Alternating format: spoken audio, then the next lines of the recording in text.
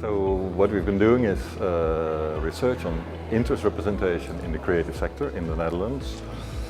I think one of the key things that we found is that it's a sector where there's hardly any role for traditional interest representation mechanisms through employers' organizations, trade unions and the like. But it doesn't mean that there is no role for interest representation as such, only that it's organized in a different way and it has different goals and different mechanisms. It's mostly based on an occupational basis instead of a worker-employer kind of divide.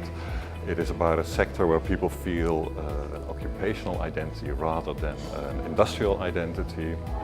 And it is first of all directed towards creating good circumstances for growth and innovation in the creative sector as such.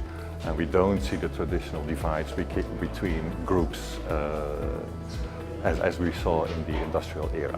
There is an interesting question though, because it's a sector where we see quite a bit of vulnerability in the sense of lack of social security access, problems with working time, problems with yearly earnings, where there's a substantial group, let's say, of the people working in this sector that have a problem with that.